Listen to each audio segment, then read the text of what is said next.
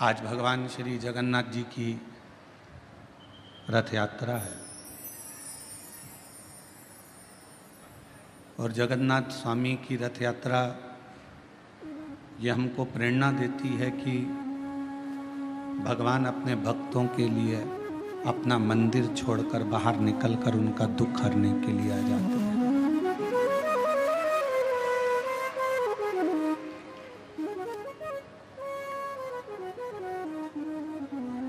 केवल एक सनातन धर्म,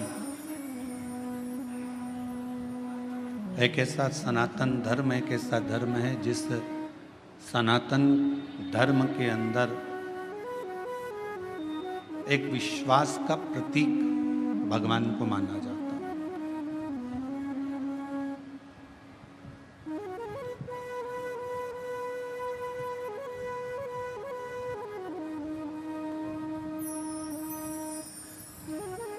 और वो विश्वास, वो भरोसा, वो दृढ़ता हर एक जीव में होना चाहिए।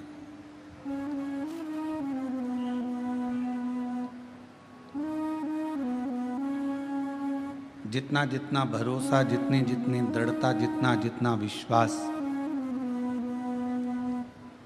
आपका परमात्मा के प्रति बढ़ता चले जाता है, उतना परमात्मा को आपके दरवाजे पर आपका दुख मिटाने के लिए आना ही पड़ता है।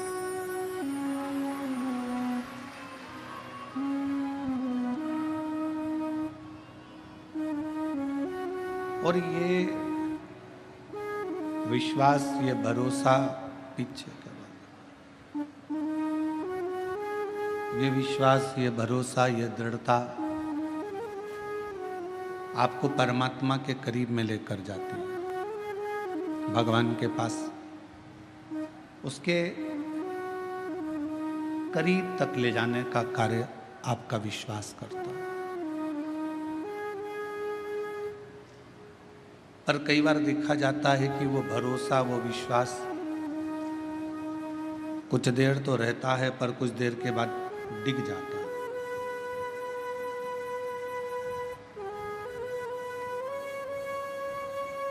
एक बार शिव महापुराण की कथा में आपको एक बात कही थी कि घर में फर्नीचर कम होगा चल जाएगा, घर में फर्नीचर कम रहेगा चलेगा, पर आपका नेचर संसार में कम नहीं होना चाहिए, वो नहीं चलेगा।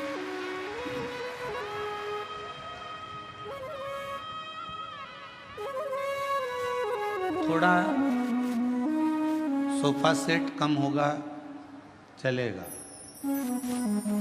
डिनर सेट कम होगा चलेगा, हाफ सेट कम होगा चलेगा, फुल सेट कम होगा चलेगा, पर आदमी अपसेट नहीं होना चाहिए। मालूम पड़े कि उसकी जिंदगी में वो अपने धन है, वैभव है, संपदा है, सत्ता है, सब कुछ है और व्यक्ति अपसेट है, तो क्या?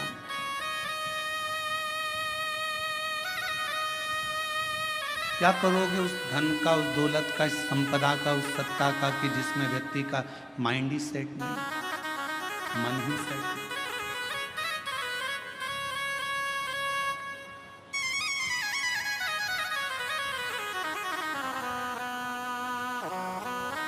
मन को अपसेट मत होने दो। जब जब मन थोड़ा सा भी डोले, जब जब मन थोड़ा सा भी विचलित हो, ये मन थोड़ा सा भी इधर उधर जाए, इस मन को शिव तक लेकर चलो।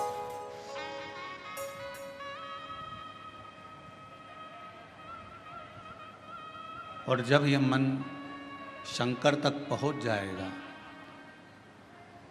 कि मैंने तेरे ही भरोसे बाबा, तेरे ही भरोसे हवा बिच उड़ती जावांगी बाबा, डोर हटो छड़ीना में कटी जावांगी भोले, मैं तेरी कथन शंभो मैं तेरी पतंग हवा विच उड़ती जावांगी बाबा डोर हतो छड़ी ना मैं कटी जावांगी भोले मैं तेरी पतंग शंभो मैं तेरी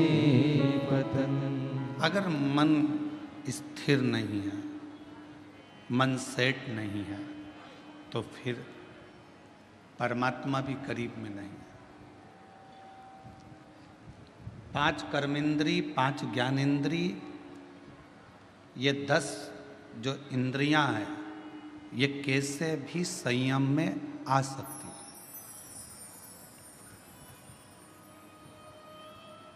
5 कर्मेंद्री को भी संयम में लिया जा सकता है, 5 ज्ञानेंद्री को भी संयम में लिया जा सकता है। 10 इंद्रियों को संयम में लेना सरल है, पर 11वें नंबर की जो इंद्री है मन, इसको संयम में लेना कठिन है।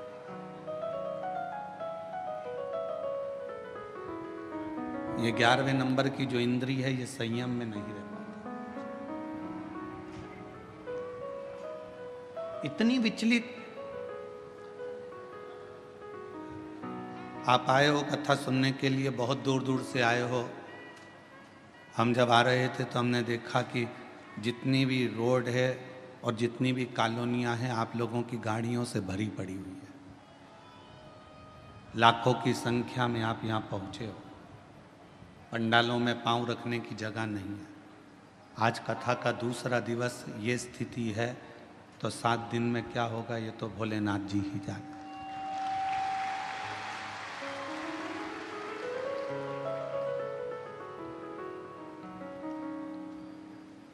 अब इतनी दूर दूर से आए हो, मोटरसाइकिल वाला मोटरसाइकिल चला रहा होगा, पति गाड़ी चला रहा होगा, तुम पीछे बैठी होगी। हमारा जीजा गाड़ी चला रहा होगा, जीजी पीछे बैठी होगी, तो कंधे पर हाथ रखकर बोल रही होगी धीरे चलाओ, कीचड़ हो रहा है।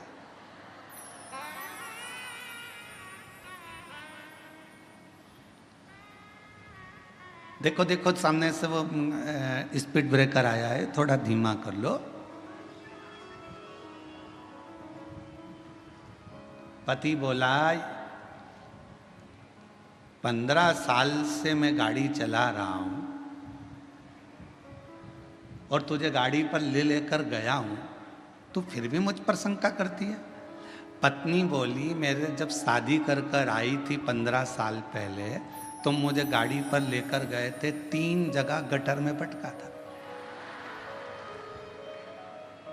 एक बार चोट खाई हूं, उस दिन से मुझे भय लगा रहता है कि तुम कहां पटक दो, तुम्हारा भरोसा नहीं।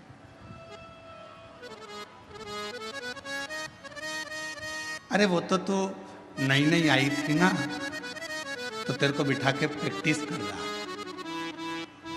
अच्छा अच्छा। फिर गाड़ी आगे चली, तुमने फिर कहा देखो कथा में जाना है, सामने कीचड़ है, थोड़ा सावधानी से, पानी फिसल जाए।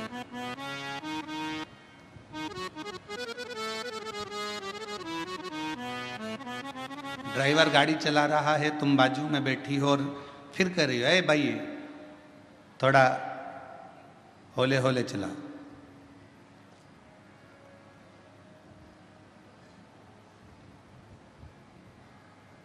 थोड़ा धीरे धीरे चला। और अगर कहीं जाना है, बहुत जरूरी काम है, तो लो कर लो कर लो कर लो कर, थोड़ा थोड़ा तेज तेज चला, लो कर थोड़ा चला तेज चला। पर तुम कह रही हो कि थोड़ा आराम से चलो, देख कर चलो, सावधानी से चलो, उस ड्राइवर को तुम साध रही हो। पति गाड़ी चला रहा है तो तुम बार बार बोल रही हो थोड़ा धीमे चलाओ, साध रही हो। शिव पुराण यही कहती है 5 कर्मेंद्री 5 ज्ञानेंद्री ये संयम में हो सकती है, पर ये मन रूपी जो इंद्री है ना, इसको हर आधे या 1 घंटे में बोलना पड़ता है, थोड़ा संयम में रहे। कथा में बैठे हो, मन कोई निकल कर गया, तुम्हारा मन फिर वहाँ चले जाएगा। किसी ने उधर से आवाज़ लगाई, तुम उधर देखने लगोगे। कोई चिल्लाया, तुमने उधर देखा। किसी ने कुछ बोला, तुमने उधर देखा। मन को फिर खींचा, कथा में लग जा, आराम से, ध्यान से। गाड़ी वाले को जैसे बार बार बोलती हो, वैसे अपने मन को भी थोड़ा संयम करने का प्रयास करो। 3 घंटे की कथा में, ये कथा में मन लग जाए।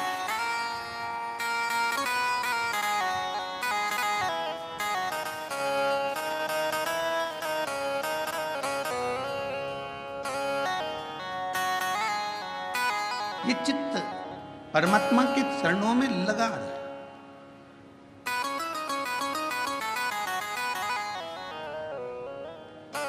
कल एक बहन जी ने प्रश्न लिखकर भेजा था, पत्र हम लेकर नहीं आए।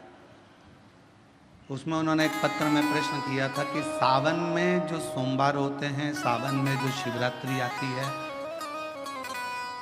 आप 12 महीने की शिवरात्रि पर ऑनलाइन पूजन नहीं कराते, केवल श्रावण महीने की शिवरात्रि पर ऑनलाइन पूजन कराते हो। ऐसा सावन की शिवरात्रि में या सावन के सोमवार में ऐसा क्या रहता है?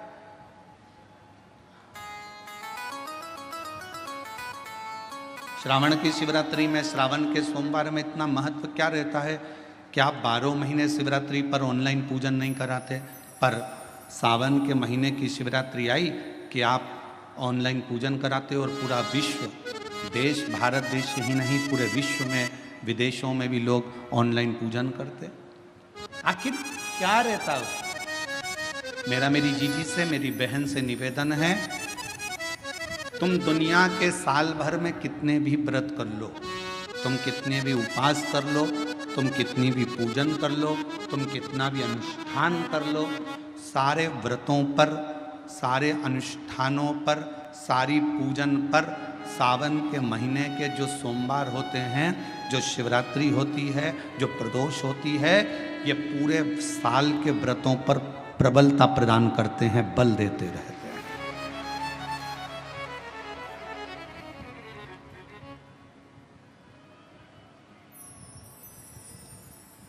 पर निवेदन है, सावन के सोमवार का व्रत करो, पर ऐसा व्रत मत करना कि तुम्हारे व्रत करने से परमात्मा को भी टेंशन हो जाए।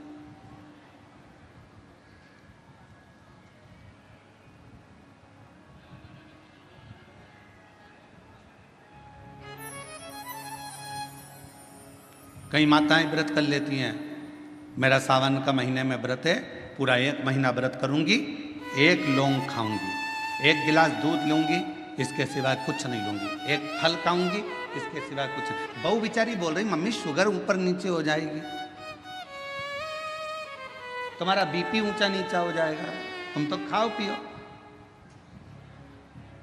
अब आपको पूरे महीने भगवान शंकर की आराधना भी करना है, पूजन भी करना है, अर्चना भी करना है, जाप भी करना है, कथा भी सुनना है, मंदिर भी जाना है। और मालूम पड़ा ऊपर से तुम बीमार पड़ गए, बीमार पड़ गए तो क्या मंदिर जा पाओगे?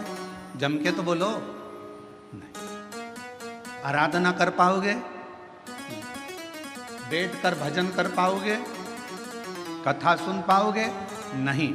इसलिए व्रत ऐसा करना जिस व्रत में तुमको भी टेंशन नहीं, तुम्हारे परिवार को भी टेंशन नहीं, और भगवान शंकर को भी टेंशन नहीं, किसी को चिंता नहीं। तुम्हारे व्रत करने से किसी को परेशानी नहीं। मालूम पड़े तुम भोजन का त्याग कर दो, इसका त्याग कर दो, उसका त्याग कर दो, सब चीज़ों का त्याग कर दो और बीमार पड़ जाओ, तो शिव महापुराण की कथा कहती है ऐसा ऐसा तप, ऐसी साधना किसी का नहीं। तुमरुका जी जब कथा कहने के लिए बैठे, चंचुला देवी ने तुमरुका जी से एक प्रश्न किया कि कथा सुनने का नियम क्या है? गीता प्रेस गोरखपुर की शिव महापुराण की कथा लेकर आना, उसमें पढ़ना शिव महापुराण कथा महत्तम।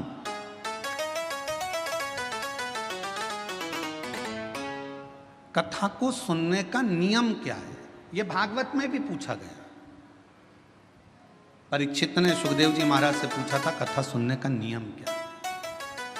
शिव पुराण में चंचुला देवी तुमरुका जी से पूछ रही हैं कि कथा सुनने का नियम क्या नियम है कथा सुनने का। तो कहा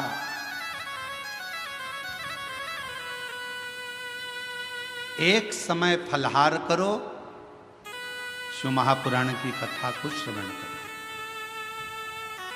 भागवत कथा को सुनो। इतना ना बने, एक समय फलहार करो, दूसरे समय भोजन करो, पर शिव महापुराण की कथा को जरूर सुनो।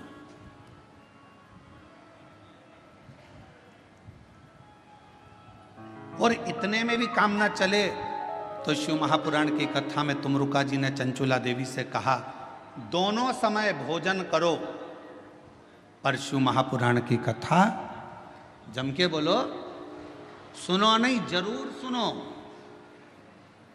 और यहां तक कहा, यदि इतने में भी काम ना चले, दोनों समय भोजन में भी काम ना चले, तो टिफिन लेके कथा में चलो,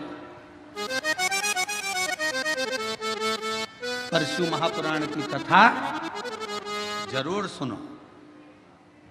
जैसे लोगों की आदत रहती है ना, वो जेब में रखा रहता है, और जैसे ही कथा में उसकी तो आदत हर एक घंटे में उसको खाना है मल के, अब उसकी तो आदत में रहता है, तो कथा में बैठे बैठे विचार करता रहता है, बस जल्दी से महाराज जी भजन गाए। उसको क्या मालूम कि ये शिव पुराण की कथा में, इसमें तो एक भजन भी आ जाए तो बड़ा मुश्किल है।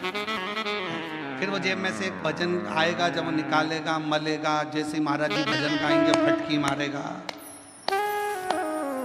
और जैसे ही महाराज जी कहेंगे हारा हारा, उतनी देर में तो उसने निपटा गया।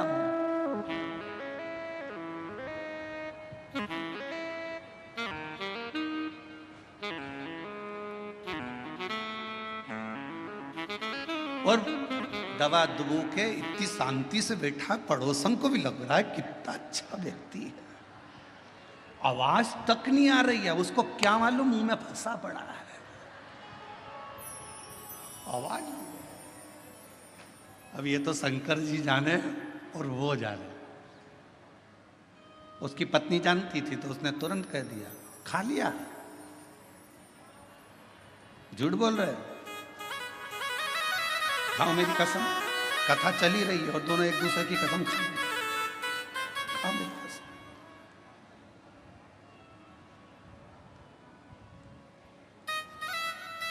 चित्त ना जाए, मन को स्थिर रखिए शिव तत्व की ओर, शंकर जी की ओर। और ये 10 इंद्रियां को संयम करना सरल है, पर 11वें नंबर की जो इंद्री है मन, इसको संयम करना, इसको संयम करना बहुत कठिन। ये मन बड़ा चंचल है, कैसे तेरा भजन करूं, जितना इसे समझाऊं उतना ही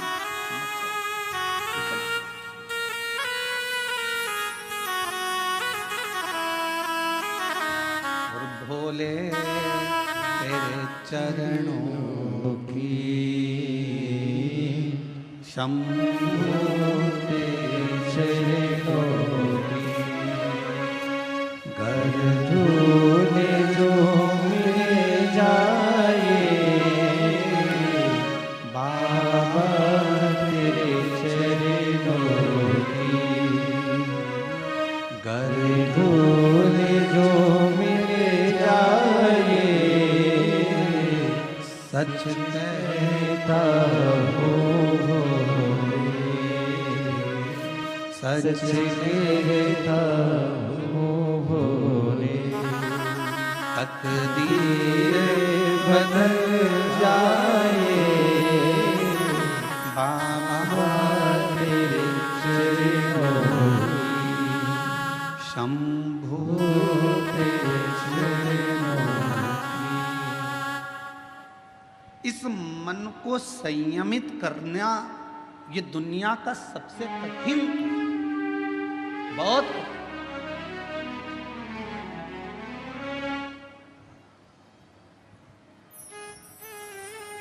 पर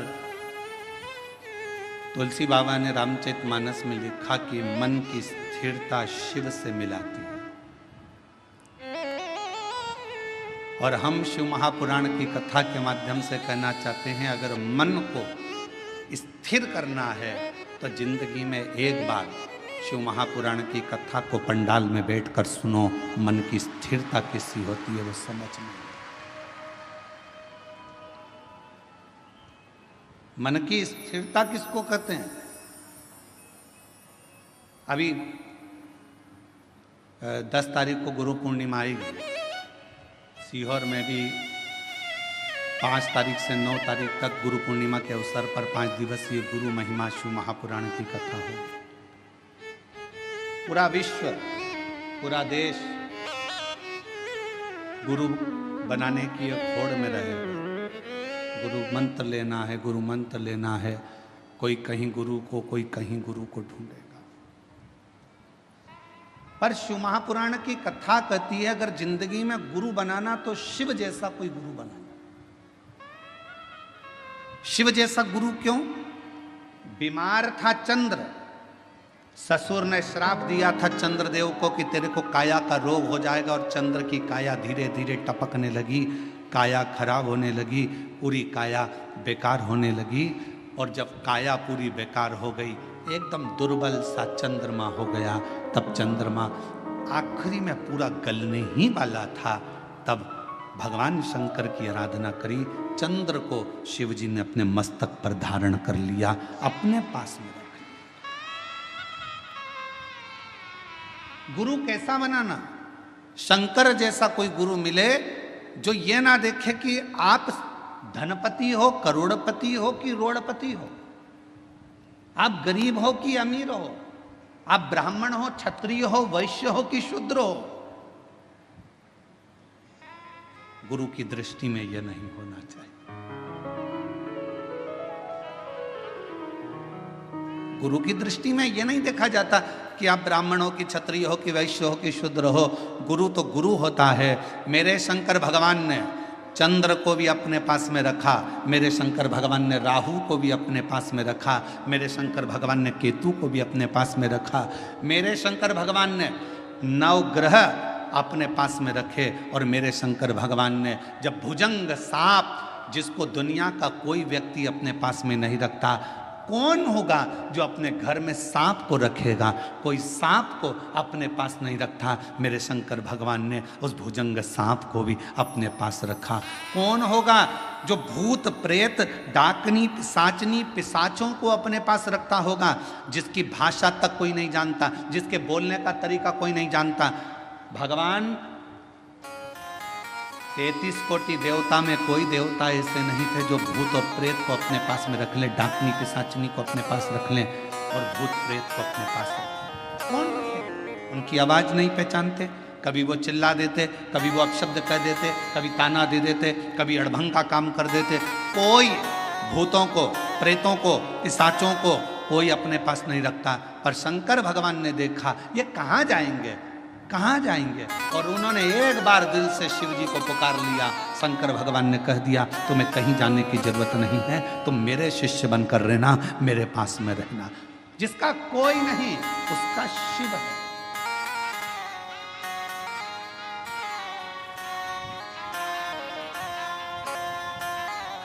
इसलिए पूरी दुनिया में केवल विश्व का एक ही नाथ है और उसका नाम विश्व, जम के बोलो, विश्वनाथ है।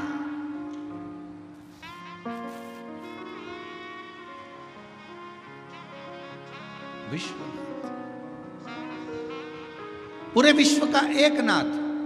कोई भूखा ना रहे, कोई प्यासा ना रहे, सबका पेट भरा रहे, कोई खाली पेट ना सोए, ये विश्वनाथ का कार्य है। कोई भूखा ना।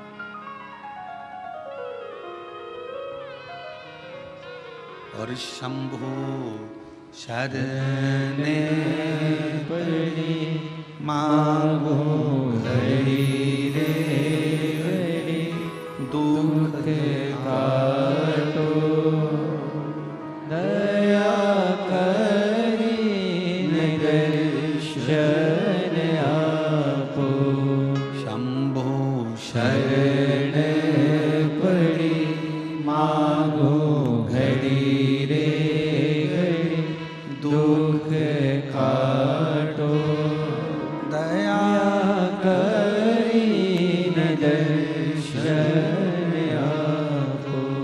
पंढरपुर कौन कौन गया? हाथ उठाओ जरा। सब गए हो? हम भी गए। ठीक है। एक बार भगवान श्री हरि विट्ठल से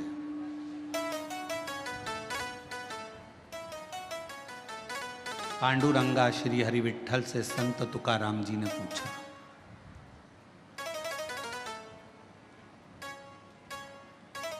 संत तुकाराम जी ने कहा,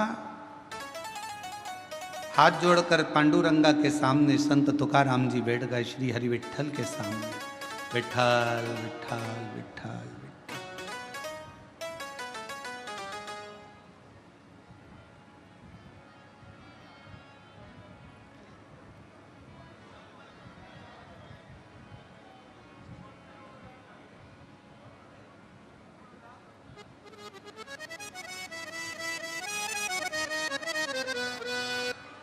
तुकाराम जी सामने, क्या बात है? सबने पूछा तुकाराम जी से, तुम विट्ठल विट्ठल विट्ठल विट्ठल भज रहे हो, क्या आपको अपने घर नहीं जाना?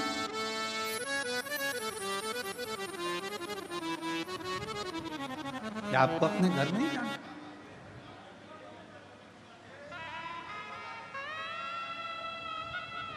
तीन दिन हो गए तुकाराम जी, और 3 दिन से संत तुकाराम जी विट्ठल विट्ठल विट्ठल विट्ठल, पांडुरंगा विट्ठल कहने में।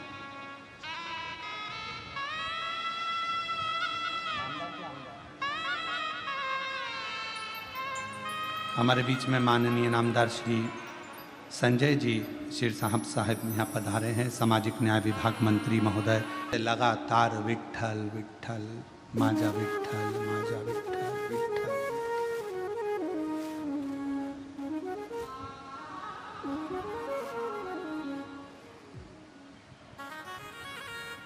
माजा विट्ठल माजा विट्ठल माजा विट्ठल विट्ठल। अब चौथा दिन हो गया, फिर संत तुकाराम जी से पूछा गया कि तुम हमेशा आते थे, दर्शन करते थे, भजन करते थे, कीर्तन करते थे, फिर चले जाते थे, पर आज 4 दिन हो गए तुम्हारे मुख से विट्ठल विट्ठल पांडुरंगा विट्ठल विट्ठल विट्ठल बंद ही नहीं हो रहा। चौथा दिन पूरा निकल गया, 5वां दिन आ गया, माजा विट्ठल माजा विट्ठल माजा विट्ठल।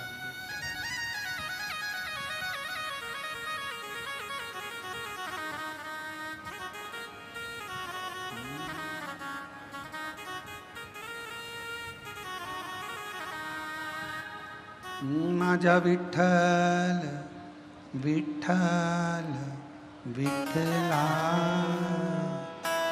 माजा विट्ठल विट्ठल विठ्ठला। 4 दिन निकल गए,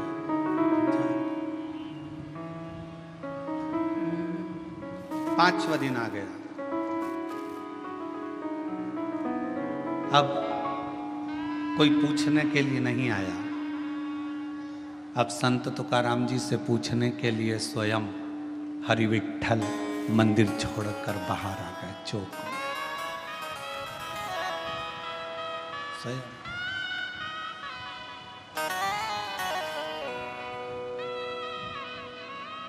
गर्भगृह को छोड़कर मेरे विट्ठल पांडुरंगा चौक में, जिस चौक में सभी हरि विट्ठल के भक्त, पांडुरंगा के भक्त फुगड़ी खेलते हैं, उस फुगड़ी खेलने वाले चौक में हरि विट्ठल आए।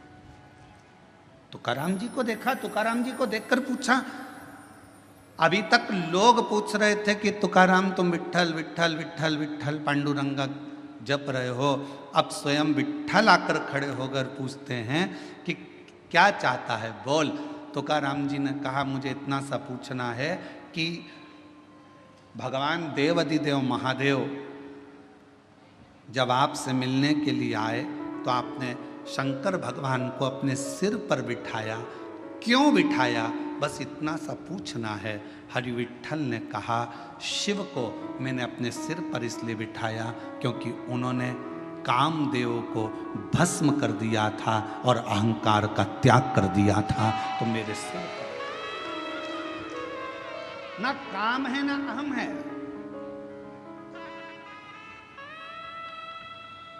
ना काम है ना अहम है।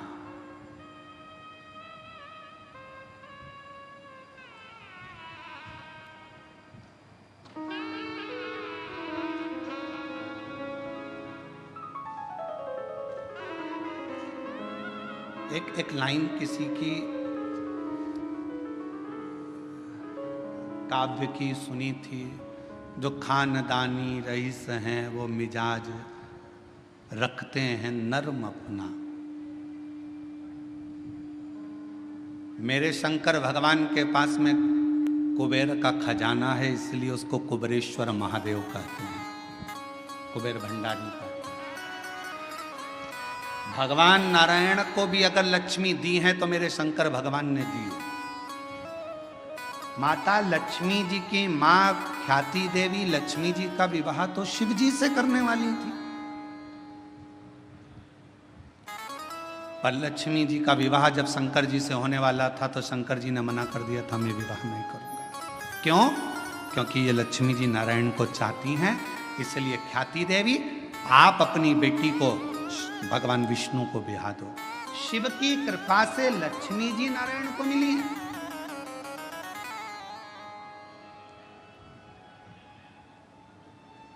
और माता लक्ष्मी को भी अगर वैभव दिया है तो मेरे शंकर भगवान ने दिया। कुबेर का भंडार अगर किसी को दिया है तो मेरे शंकर भगवान ने दिया, शिव ने। और शिव की नम्रता, मेरे भगवान शंकर की नम्रता, मेरे शंकर भगवान की शीतलता, करुणा कितनी विचित्र है। कोई आया भंगेड़ी कहकर चले गया, कोई आया गंजेड़ी कहकर चले गया, कोई आया अपशब्द कहकर चले गया, कोई न कह दिया यह पशुओं का देवता है, इसका नाम पशुपतिनाथ। अगर पशुओं के देवता हैं, पशुपतिनाथ हैं, तो भगवान राम जी को भी रावण से जब युद्ध लड़ना था तो भगवान राम जी ने भी तप कर कर शंकर भगवान से वो पाशुपत्य अस्त्र को प्राप्त किया था। और भगवान कृष्ण को भी जब युद्ध मैदान में जाना था तो उन्होंने पाशुपत्य अस्त्र को प्राप्त किया। जरा विचार करिएगा, दुनिया के लोगों ने कहा ये पशुओं के देवता हैं, दुनिया के लोगों ने कहा ये भांग पीते हैं, दुनिया के लोगों ने कहा ये गांजा पीते हैं, दुनिया के लोगों ने कहा शिव ऐसे हैं, दुनिया के लोगों ने कहा शंकर ऐसे हैं, दुनिया के लोगों ने उनको अलग कर दिया। शिव बिल्कुल अलग हो गए, अलग सब देवताओं को मानने लगे, पर शंकर के मंदिर बंद से हो गए थे, शिव के मंदिर में जाले लगे रहते थे। पर आज की स्थिति में जब दुनिया की दृष्टि में ये आ गया कि शंकर से बड़ा कोई करुणा सागर नहीं है, तो मंदिर भी खुल गए, द्वार भी खुल गए और शिव का आनंद भी हो गया। बोल बम का नारा है, इतना धीमा बोलोगे तो कल्याण तुम्हारा है। जरा जम के बोलो, बोल बम का नारा है, सारी समस्या का हल श्री शिवाय। दुनिया की दृष्टि में आ गया कि शिव की नम्रता क्या है, दुनिया की दृष्टि में आ गया शिव की कोमलता क्या है, दुनिया की दृष्टि में आ गया कि शंकर की करुणा क्या है।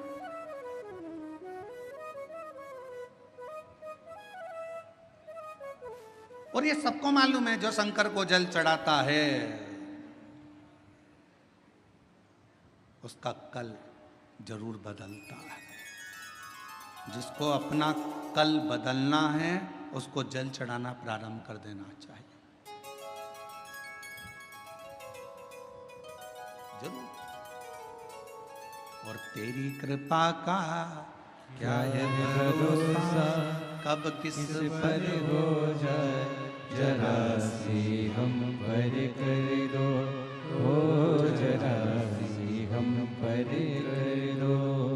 जिस पर भी हो गई तेरी कृपा करुणा, वो भव पार हुआ, भव पार हुआ। पापी हो चाहे जितना, उसका भी बाबा उद्धार हुआ, उद्धार हुआ। गिद्ध अजामिल गणिका जैसे तेरे मन को भाई, जरा सी हम पर कर दो, ओ जरा सी हम पर कर दो। तेरी कृपा का क्या है भरोसा, कब किस पर हो जाए, जरा सी हम पर कर दो। हमने कल भी कथा में कहा था, कोई पूर्वजों का पुण्य प्रबल होता है। आपके पिता, आपके दादा, आपके परदादा, आपकी माता, आपकी दादी, आपकी परदादी, आपकी धर्मपत्नी की माता, आपकी धर्मपत्नी की माता की माता, उनकी दादी, दोनों पक्ष, एक धर्मपत्नी के मायके का पक्ष और एक पति के पूरे पक्ष, ये दोनों के 71 पीढ़ी का जब पुण्य प्रबल होता है, तब किसी परिवार में एक बार शिव महापुराण की कथा हो पाती है।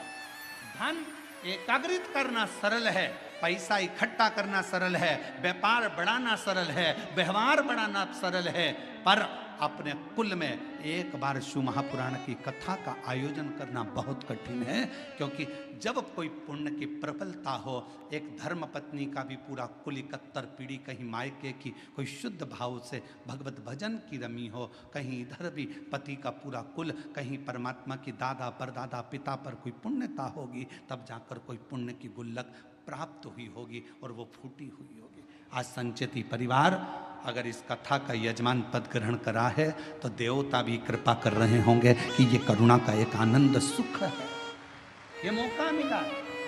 और शिव महापुराण की कथा करवाना कोई सरल विषय नहीं, इतनी अड़चने आती है क्योंकि शंकर की कथा है, ये कोई साधारण कथा नहीं है। शंकर भगवान विष्णु जी का विवाह हुआ, तारीख निकली, तिथि निकली, पल निकला और भगवान विष्णु का लक्ष्मी जी के साथ में मां लक्ष्मी जी के साथ विवाह हो गया। ब्रह्मा जी का विवाह ब्रह्माणी के साथ हो गया, इंद्र का विवाह इंद्राणी के साथ हो गया। पर शंकर भगवान के विवाह की तारीख निकली, तिथि निकली, समय निकला, इतनी बजे फेरे होंगे, इतनी बजे विवाह होगा। शंकर भगवान की शादी उतनी बजे हुई नहीं, जो तिथि थी, जो तारीख थी, उस पर शादी ही नहीं हुई। 15 दिन निकल गए, सारी बारात खड़ी थी। शंकर भगवान से पूछा क्या विचार है, शादी वादी करना है कि नहीं करना है। शंकर भगवान बोले मेरा पाउडर का डिब्बा घूम गया, जब तक पाउडर का डिब्बा नहीं मिलता तब तक मैं तैयार नहीं होऊंगा, और तैयार नहीं होऊंगा तब तक मैं शादी करने नहीं जाऊंगा। अब पाउडर का डिब्बा कौन सा, इंतजार करा।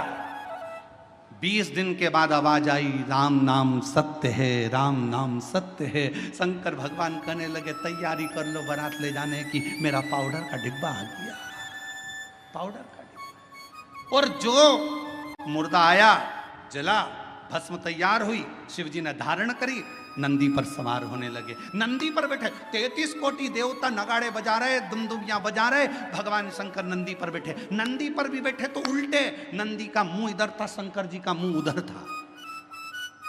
इंद्र ने जाकर ब्रह्मा जी से कहा ऐसी कोई बारात अच्छी लगेगी, शिव जी का मुख उधर है और नंदी का मुख इधर है, जरा पूछो तो सही ऐसे क्यों बैठे हैं। ब्रह्मा जी ने जाकर कहा आपकी शादी हो रही है, कम से कम सीधे तो बैठ जाओ। शंकर भगवान बोले हमारा कोई बाप नहीं, हमारा कोई भाई नहीं, बारात कैसे देखेंगे, आगे से नंदी देखेगा, पीछे से हम देखेंगे, इसलिए उल्टे बैठे।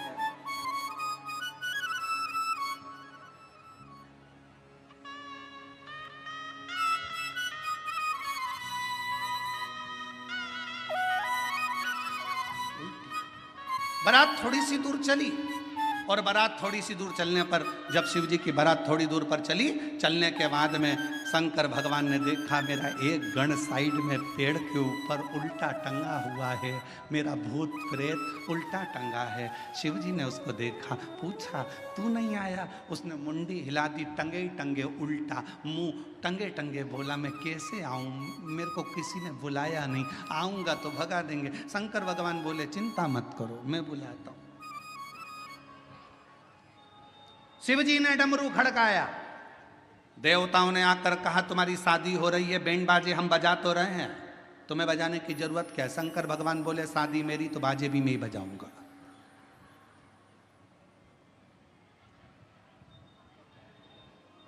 आत्मनिर्भर भारत।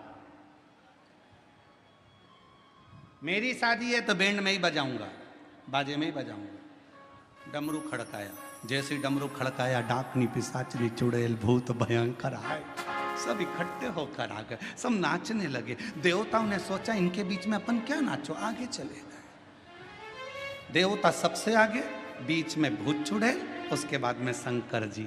भगवान भोलेनाथ प्रसन्न हो गए, मेरे सारे रिश्तेदार आ गए।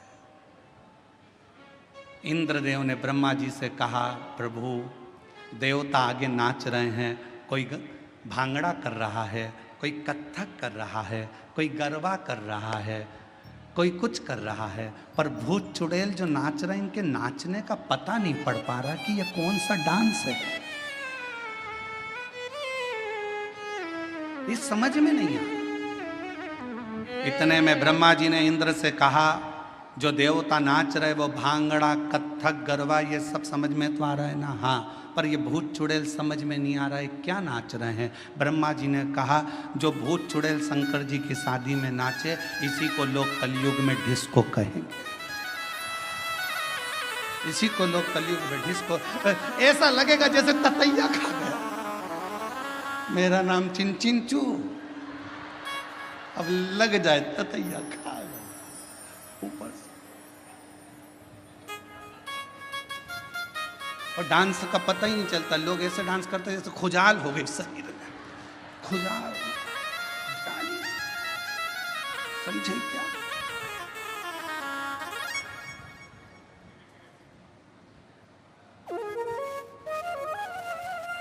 इसी को डिस्को कहें, इसी को डिस्को। अब शंकर तो शिव है, अड़भंगे, सबको साधा मेरे शंकर ने, सब। शिव के पास कोई अहंकार की कोई भी एक परिभाषा नहीं, अहंकार का कोई संबोधन नहीं। भगवान पांडुरंगा हरि विठल से स्वयं संत तुकाराम जी पूछ रहे हैं कि शिव को आपने सिर पर बिठाया, क्यों? क्योंकि उन्होंने काम को जला दिया था, अहंकार को नष्ट कर दिया था। शिव के पास ना काम है ना अहम है, शिव के पास तो केवल एक राम नाम है, उसके सिवाय कुछ नहीं, कुछ नहीं। और कलयुग केवल नाम आधारा, सुमर सुमर नर उतरहि पारा। कलयुग में केवल नाम की आधार शिला को जो समझ लेता है, अहम को त्याग नहीं। दुनिया की सबसे बड़ी बीमारी एक ही है, व्यक्ति का अहंकार। शुगर की दवाई बाजार में मिल सकती है, बीपी की दवाई बाजार में मिल सकती है, कमर दुखे तो दवाई बाजार में मिल सकती है, आंख दुखे तो दवाई बाजार में मिल सके, कान दुखे तो दवाई मिल सके, पर अहंकार की दवाई बाजार में नहीं मिलती है। अहंकार को समाप्त करने की दवा मेरे शंकर भगवान के पास है। मेरे वो ना काम रहने देता है ना अहंकार रहने देता, दोनों का त्याग करवा देता, दोनों।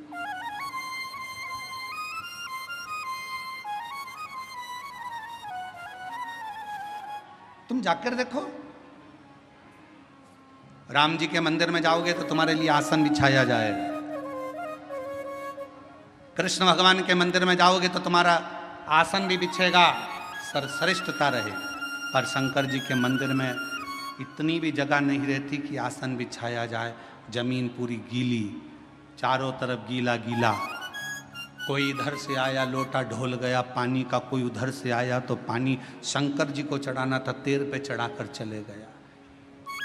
शिव है, तुम कितने भी करोड़पति हो, धनपति हो, वैभवपति हो, सत्तापति हो, चाहे तुम्हारे पास में कितना भी वैभव है, पर शंकर के मंदिर में, शिव महापुराण में और शंकर जी के दरवाजे पर अहंकार समाप्त हो जाता है। वहां तुम्हारे पास क्या है क्या नहीं, वो पूरा समाप्त हो जाता है। वो तुम्हारे घर पर होगा। शंकर के दरवाजे पर तो केवल एक शून्यता रहती है, और वो शून्यता में शिव बसता है, और वो बसता है तो जीवन का कल्याण करता है। शून्यता। बेजापुर कब आया? छत्रपति संभाजी नगर से चले गाड़ी को लेकर, आगे आया 70 किलोमीटर दूर बेजापुर, और आगे बढ़े 60 किलोमीटर, और आगे बढ़े 57, 56, 55, 54, 53, 52, 51, फिर और आगे बढ़ते बढ़ते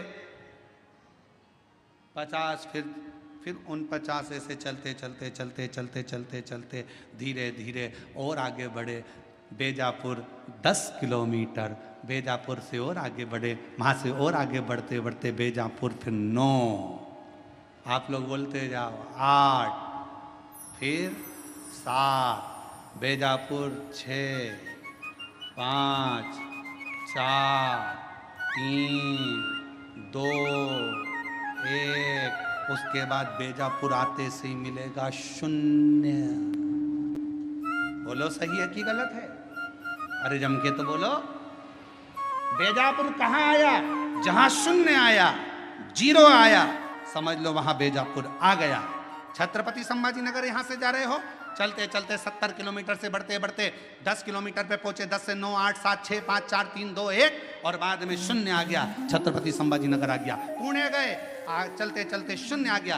बेंगलोर गए, चलते चलते शून्य आ गया। मुंबई गए, चलते चलते शून्य आ गया, तो मुंबई आ गया, पुणे आ गया। शून्य पर स्थान नियुक्त है। उसी तरह जब तुम्हारे भीतर एक शून्यता, ये कुछ भी मेरा नहीं है शिव शंकर, सब तेरा है, जब एक शून्यता आकर खड़ी हो जाएगी, समझ लेना तुम शिव के दरवाजे पर आ गए और शिव तुम्हारे हृदय में आकर विराजमान हो गया। शून्य है।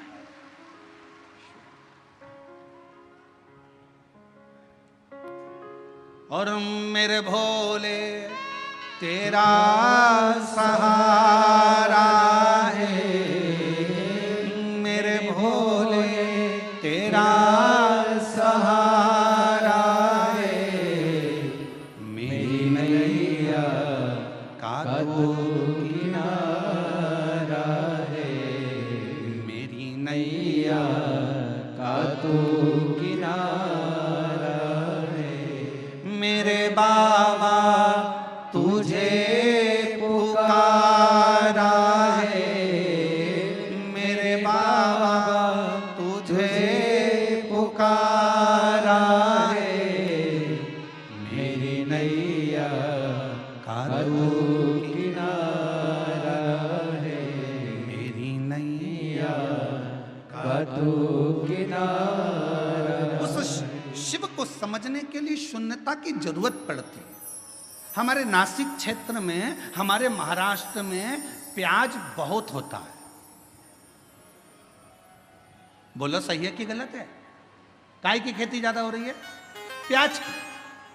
और हमने देखा, जब हम लोग कथा करने के लिए जा रहे थे, शाहदा गए, नासिक गए, और भी जगह छत्रपति संभाजी नगर आए, जब आ रहे थे, जा रहे थे, तो हमने देखा वहाँ पर प्याज के बड़े बड़े, बहुत बड़े बड़े गोडाउन टाइप के बने, और उन प्याजों के लिए इतने सारे पंखे चल रहे थे। पंखे, तो हमने गाड़ी रोकी, हमने पूछा क्यों भैया ये पंखे क्यों लगाए? तो कहा ये प्याज के लिए पंखे लगाए। बोलो सही है कि गलत है? प्याज के लिए पंखे क्यों लगाए? तो कहा अगर सड़ जाएगा, गर्मी रहती है तो अंदर से सड़ जाता है, तो पंखे लगाना जरूरी है। फिर हमने देखा कि एक खटिया पर एक पिताजी बैठे थे, और वो एक पुष्टे से हवा कर रहे थे। तो हमने पूछा भैया ये कौन है? तो क्या हमारे बाप है, हमारे पिता। तो हमने कहा प्याज के लिए तुमने 50 पंखे लगाए, बाप के लिए एक भी पंखा। तो फिर उस गोडाउन वाले ने पूछा तुम कौन हो? हमने कहा सीहोर वाले। अच्छा मिश्रा जी? हमने कहा। उन्होंने कहा हमारा नाम लेके तुम कहीं बोलना मती। हमने कहा कसम से नहीं बोलेंगे, तुम्हारा नाम तो लेंगे ही नहीं, पक्का। वो तो आज कथा में बेजापुर में बात निकली तो बोल दिया, पर नाम नहीं बोलूंगा, और तुम बोलोगे तो बोल भी दूंगा, नाम नहीं। लगाए प्याज के लिए 50 पंखे, बाप के लिए पुष्टा।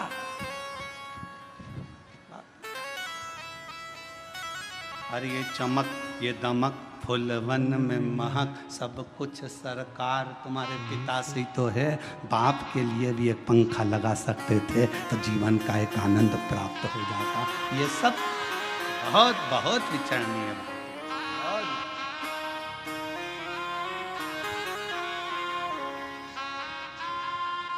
कभी मौका लगे तो हमारे सीहोर में आकर देखो, हमारे बाबा के धाम पर, कुबरेश्वर धाम पर वृद्ध माताओं के लिए, बुजुर्गों के लिए, आम भक्तों के लिए जो वहाँ भोजन प्रसाद होता है, मेडिकल व्यवस्था होती है, चिकित्सा व्यवस्था होती है।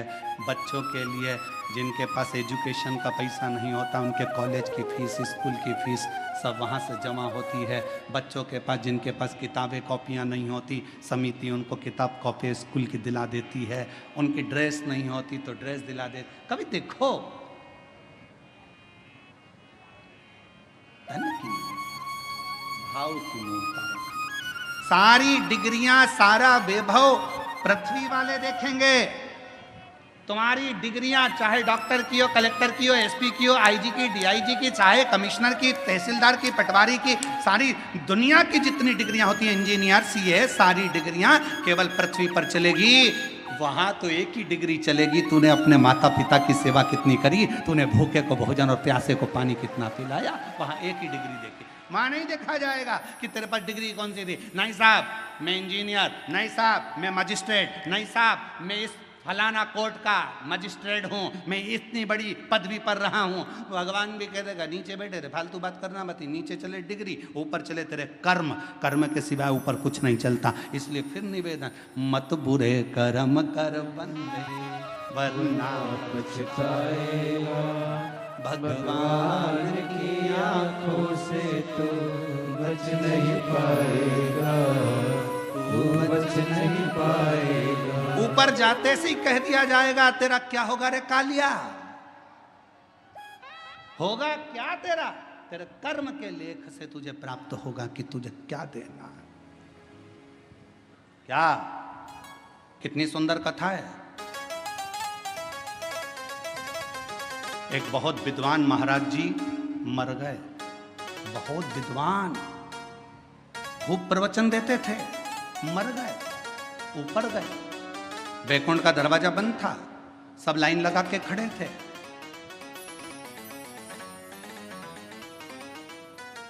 सवेरे वैकुंठ का दरवाजा खुलेगा जब सबको वैकुंठ में प्रवेश मिलेगा।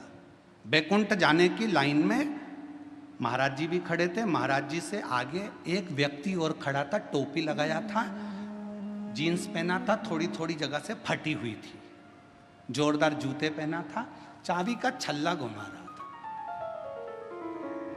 महाराज जी ने मन में सोचा कैसे कैसे लोग वैकुंठ आ जाते हैं, बताओ इनको वैकुंठ आना था, इनको तो नरक जाना था। सवेरे वैकुंठ का दरवाजा खुला, नाम लिया गया, आ जाओ साहब, आ जाओ साहब। चाबी का छल्ला वाला व्यक्ति आया, तुम कौन? मेरा नाम ये है। अच्छा, क्या करते थे? गाड़ी चलाता था, बस। अच्छा, एक काम करो, वैकुंठ में वो सामने एक जो महल बना है उसमें चले जाओ, चांदी का सिंहासन है, सोने का पलंग है, डनलप के गद्दे हैं, अप्सराएं आएंगी, आपको भोजन कराएंगी, पंखा झेलेंगी, सोने की थाली में आपको भोजन करना है। वाह वाह वाह, धन्य, इतना सुंदर वैकुंठ। पंडित जी ने सोचा, प्रवचन देने वाले महाराज ने सोचा, जब एक ड्राइवर को इतना अच्छा रूम मिल सकता है तो मुझे तो, मैं प्रवचन देता हूँ। आओ, तुम कौन? मैं प्रवचन देता था। एक काम करो, वो सामने जो टूटा हुआ जो झोपड़ा है उसके अंदर चले जाओ, आटा रखा है, खुद की रोटी बनाना, खाना, सब्जी बोना, खाना। इतने में तो पंडित जी चिल्लाने लगे, मैं प्रवचन देने वाला, मैं कथा कहने वाला, इतना बड़ा महाराज, इतना बड़ा महाराज, और उस गाड़ी के ड्राइवर को तुमने एसी का रूम दिया और मुझे टूटा हुआ झोपड़ा। इतने में धर्मराज ने कहा यहाँ पर न्याय चलता है। महाराज जी बोले न्याय नहीं, यहाँ न्याय चलता है, पैसा चलता है, रिश्वत चलती है, तुमने उससे कुछ ले लिया होगा, यहाँ फालतू बात मत करो, यहाँ न्याय चलता है। तो न्याय कैसा? मैं इतना प्रवचन देने वाला मुझे टूटे झोपड़े में भेज दिया, वो गाड़ी चलाने वाला उसको एसी का रूम दे दिया, डनलप का गद्दा, चांदी का पलंग, सोने का सिंहासन, सोने की थाली में रोटी, ये कैसे हो सकता है? इतने में धर्मराज ने कहा भाई यहाँ कर्म देखा जाता है। महाराज वो गाड़ी चलाता था, बस को चलाते चलाते बस इतनी तेज चलाता था कि अंदर जितने बैठे रहते थे सब हनुमान चालीसा पढ़ते थे। जय हनुमान ज्ञान गुण सागर, जय कपीसति लोक उजागर, रामदूत अतुलित बल, राम अंजनी पुत्र पवन सुत रामा, महावीर विक्रम बजरंगी। कांपते, राम नाम लेते, भगवान को पुकारते। इसलिए वो मरा तो उसको एसी का रूम मिला। महाराज तुम प्रवचन देते थे तो लोग दीवार से टिक टिक के सोते थे, इसलिए उसको बैकुंठ में एसी का रूम और तुमको टूटा झोपड़ा मिला। इतना कर्म का लेख देख। इसलिए मेरी जीजियों मेरा ध्यान देना, तुम सो मत जाना। तुम सो गई तो सियोर वाला निपटा तो मालूम पड़े बेचारे को टूटा झोपड़ा मिले सो तो काम। तुम जागती रहना। और बोलो तो बीच बीच में चिल्लाना चालू करता हूं, जागते रहो। अरे हम तो बाबा के भरोसे चलते हैं, हम तो बाबा के भरोसे चलते हैं। ये दुनिया वाले जलते दुनिया वाले जलते हैं, भोले बाबा के भरोसे चलते हैं। ओ घड़दानी के भरोसे चलते हैं, डमरू वाले के भरोसे चलते हैं, काशी वाले के भरोसे चलते हैं।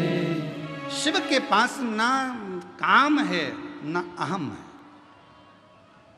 काम भी दूर, अहम भी दूर। और जिसने काम का भी त्याग कर दिया, अहम का भी त्याग कर दिया, वहां मेरे हरि विठ्ठल उसको अपने शिव अपने सिर पर बिठा लेते हैं।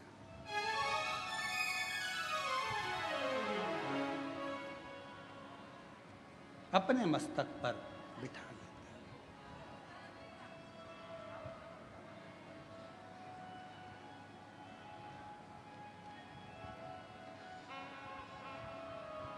फिर कोई आडंबर, कोई दिखावा कुछ नहीं रहता, केवल शिव रहता है।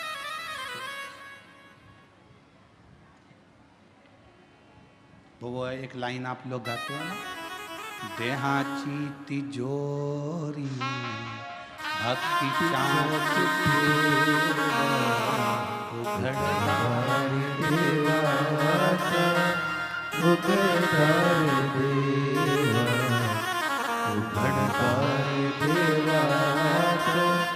उघड़दार देवा, देहाची तिजोरी भक्ति चाँच फेवा, उघड़दार देवा, उघड़दार देवा, उघड़दार देवा, उघड़दार देवा। अब ये शरीर जो मिला वो शिव के लिए ही तो मिला,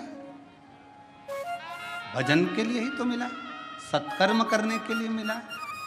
पूर्व में ना जाने कौन सा अच्छा काम किया था जो आज भगवान ने भरपेट भोजन दिया, राजसी ठाट दिया, वैभव दिया, धन दिया, दौलत दी, संपदा दी, सत्ता दी, नाम दी, शोहरत दी, इज्जत दी, घर में संतान दी, वैभव दिया, वंश दिया। ये पूर्व का कोई कर्म करा होगा, नहीं तो तुम्हारे नाम के तो कितने पैदा हुए, तुम्हारे साथ में ना जाने कितने पैदा हुए। एक ही हॉस्पिटल में कितने बच्चे उसी तारीख को, उसी तिथि को, उसी पल में, उसी घड़ी में कितने पैदा होते हैं। क्या सब करोड़पति बन जाते? क्या सबका नाम चल जाता? नहीं, तुम्हारे पूर्व में तुमने कुछ अच्छा कर्म करा था तो आज बाबा ने दिया है, आज कर कर जाओगे फिर बाबा दे देगा, और फिर कर कर जाओगे फिर दे देगा। नहीं तो एक ही नाम के राम सिंह राम सिंह राम सिंह नाम के ढेर, भानु प्रताप भानु प्रताप भानु प्रताप ढेर। 15 तारीख को जितने जन्म लिए 15 को ढेर सारे जन्म लिए। 9:15 पर जितने जन्म होंगे 9:15 पे ना जाने कितने करोड़ बच्चे जन्म होंगे, कितने लाखों जन्म होंगे। पर तुम्हारे ऊपर शिव की कृपा हुई है तो मतलब कहीं ना कहीं तुम्हारा पूर्व का कर्म अच्छा है। कहा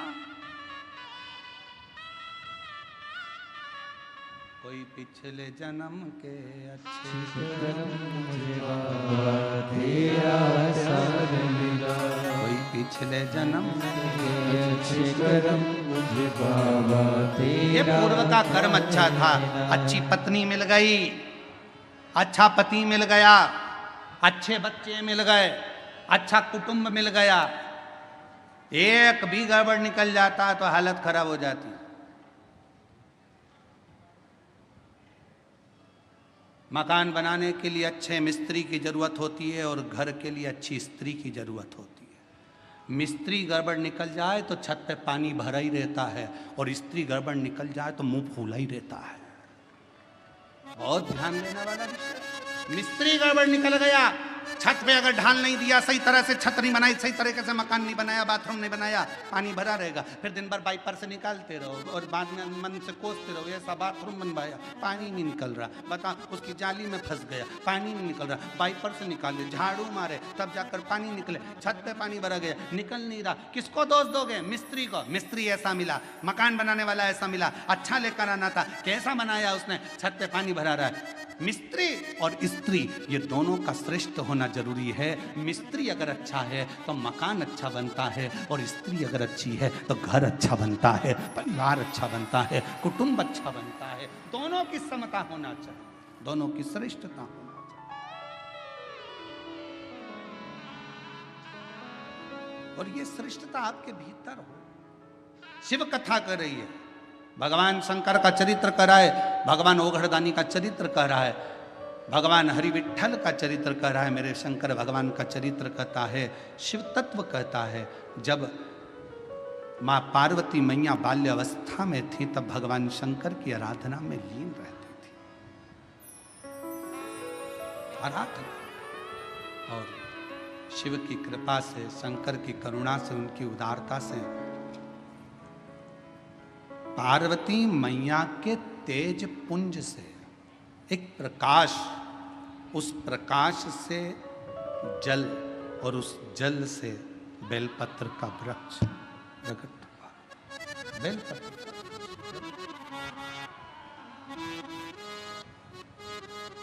और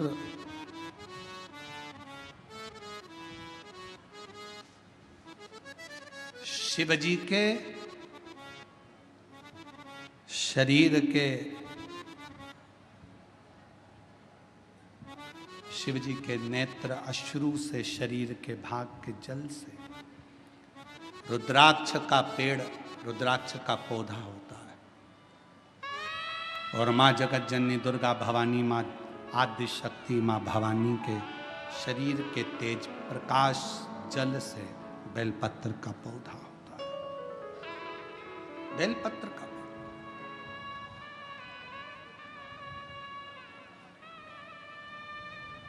पूरे विश्व के जितने श्रोता शिव जी के, शंकर जी की पवित्र कथा को सुन रहे हैं, आपसे निवेदन,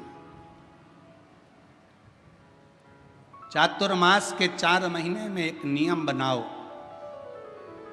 मैं ज्यादा कुछ ना कर सकूं तो 4 महीने में कम से कम 4 पौधे मैं बेलपत्र के जरूर लगाऊंगी, कहीं ना कहीं बेलपत्र का वृक्षारोपण जरूर। क्यों? मान लो हम चले भी गए और हमारे परिवार के लोग मान लो शंकर जी की पूजा नहीं कर पाए, भगवान शिव की आराधना नहीं कर पाए, भगवान शंकर की भक्ति ना कर पाए, तो मेरे द्वारा लगा हुआ ये बेलपत्री का पौधा बड़ा होगा, कोई ना कोई इसकी पत्ती तोड़कर शिव जी को चढ़ाएगा। कम से कम मेरे कुल का उद्धार होगा, मेरे वंश का उद्धार होगा, मेरी पीढ़ी का उद्धार। लगाओ। हम ज्यादा पौधे लगाने का नहीं बोल रहे आपसे तो 4 महीना चतुर्मास के 4 पौधा लगाने का एक बना लो कि मुझे एक बेलपत्री का पौधा हर महीने लगाना है। और वो पौधा ऐसा मत लगाना जैसा दुनिया के राजनेता लगाते हैं, सुबह लगाते हैं शाम को बकरी खा जाती है, ऐसा पौधा ना लगाइए।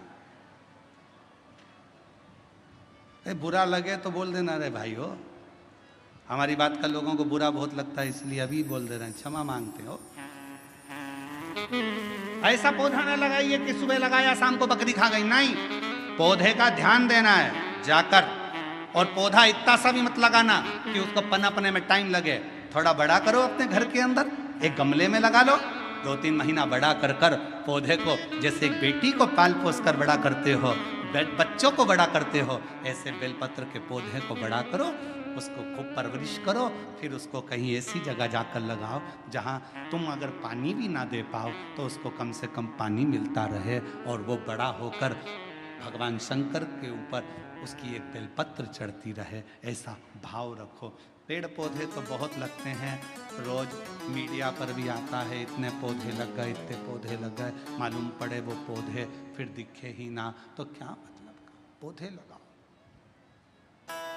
ज्यादा नहीं तो एक लगाओ, पर सुरक्षित लगाओ। लगना चाहिए कि तुम्हारा लगाया गया पौधा। बेलपत्र का पौधा माता पार्वती जी के द्वारा प्रकट किया गया। बेलपत्र के वृक्ष की गणना करी गई। बेलपत्र के वृक्ष की जो जड़ होती है उसमें मां गौरी का स्थान होता है।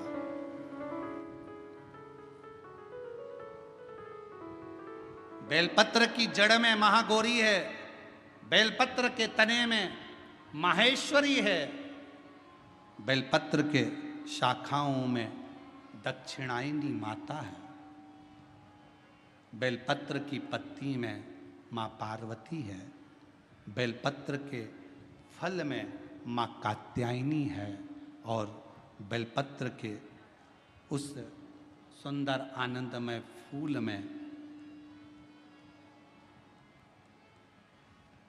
उस फूल के अंदर माँ गौरी विराजमान है। ऐसा पूरा बेलपत्र के वृक्ष की गणना करी गई। चाहे शाखा हो जड़ हो,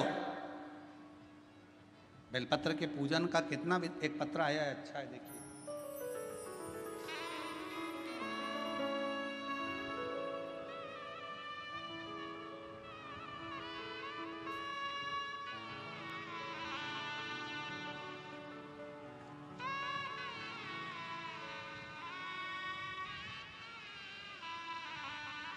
मेरा नाम प्राजक्ता चौहान।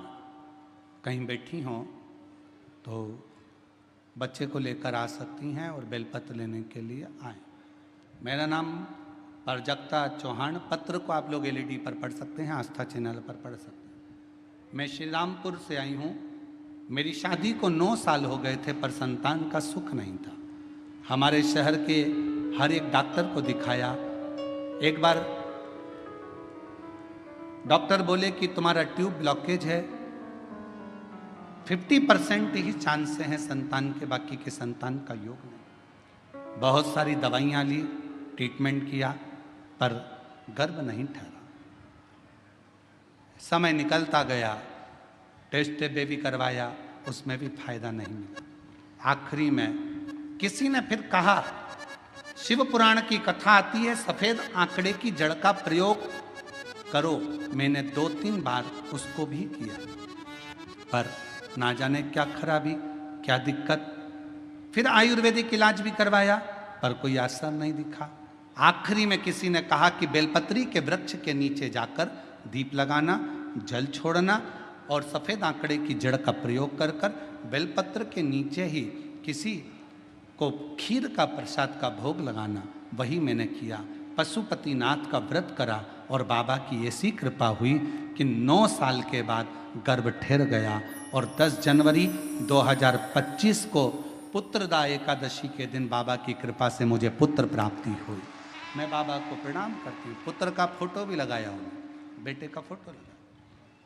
शिव की कृपा किसको। एक पत्र और अच्छा है, देखिए।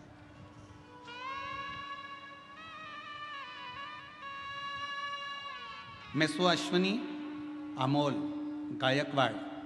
मेरी शादी 2016 में हुई थी, पर मेरे यहाँ संतान का सुख नहीं था। गर्भ अगर ठहर भी जाता था तो संतान 15 दिन 20 दिन 1 महीना रहकर गिर जाती थी। सारे इलाज करवाए, डॉक्टरों को भी पूछा, IVF के लिए बोला, फिर भी बच्चा नहीं हुआ। तब आखिरी में आस्था चैनल पर शिव महापुराण की कथा सुनना चालू करी और 2022 की तर्पण शिव महापुराण की कथा को उस दिन मैंने भोले बाबा को जल चढ़ाना प्रारंभ किया। कुबरेश्वर बाबा का स्मरण कर कुंदकेश्वर महादेव का नाम लिया और 30 दिसंबर 2023 को सीहोर जाकर कंकर शंकर की पूजन करी। वहाँ का रुद्राक्ष लेकर आई, बाबा का स्मरण करना प्रारंभ करा और बाबा की कृपा से 2024 7 फरवरी को शिव जी की कृपा से मेरे घर में पुत्र रत्न की प्राप्ति हुई। मैं बाबा को यहाँ प्रणाम करती हूँ, नमन करती हूँ। और तेरी कृपा का क्या है भरोसा, कब किस पर हो जाए, जरा सी हम पर कर दो। एक बेलपत्र का फल क्या।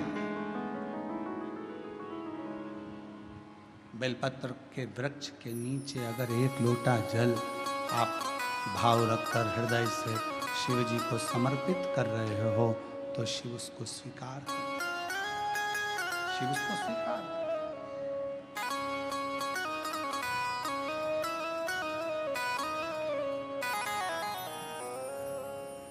शंकर उसे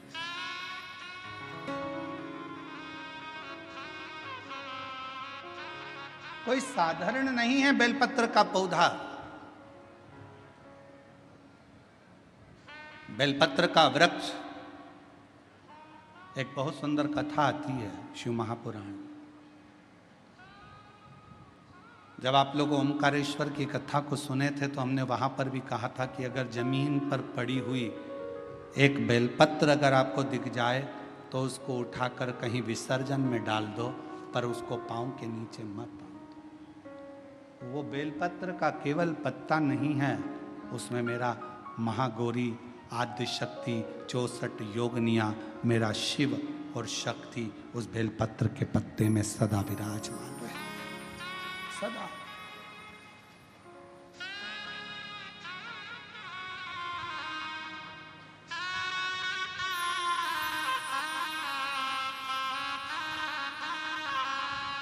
आप उसको जितना हृदय से पूजोगे, भारत की सभ्यता, भारतीय संस्कृति, भारत का एक आनंद सुख है ये कि हमारे यहाँ पौधों की भी पूजन होती है, हमारे यहाँ नदियों की भी पूजन होती है, हमारे यहाँ पशुओं की भी पूजन होती है, हमारे यहाँ पक्षियों की भी पूजन होती है, हमारे यहाँ तलातल, रसातल, पाषाण की भी पूजन होती है, हमारे यहाँ जल की भी पूजन होती है तो थल की भी पूजन होती है। शिव तत्व।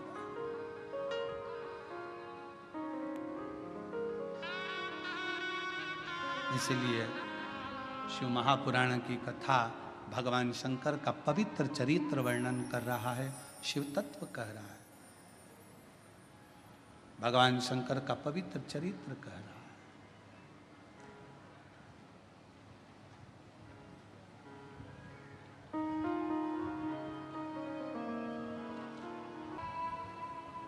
शिव की एक अविरल भक्ति। हम तो कई बार कथा में कहते हैं आपके पास में अगर कुछ भी नहीं है, आप शंकर जी के मंदिर पे गए हो, एक बेलपत्र अगर आपको शिव जी के मंदिर में चढ़ी हुई भी मिल जाए, उसको उठा लो और उस बेलपत्र को धोकर वापिस भगवान देवाधिदेव महादेव के मंदिर में भगवान शंकर को फिर पुनः चढ़ा दो, वापिस उसी बेलपत्र को फिर चढ़ा दो।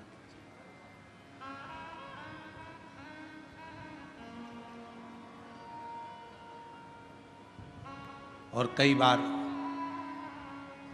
त्रिगुणाकार, त्रिकालदर्शी, त्रिनेत्रधारी, त्रिपुंडधारी, त्रिशूलधारी मेरे देवाधिदेव महादेव को चढ़ाने के लिए अगर मंदिर में तुम्हें बेलपत्र मिले भी ना तो अपने हाथ की 3 उंगलियों का स्पर्श भगवान शंकर को कर लीजिए और शिव के नाम का उच्चारण कर लीजिए। शिव उस बेलपत्र को स्वीकार कर लेते हैं। भाव,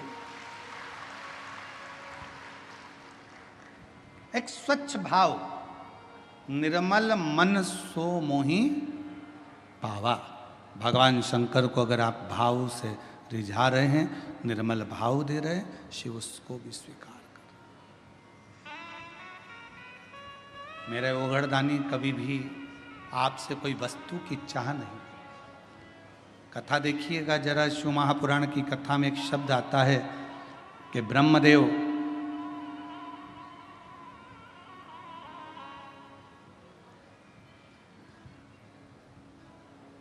भगवान नारायण के सामने जाकर कहते हैं कि मैं शिव को नहीं स्मरण करता।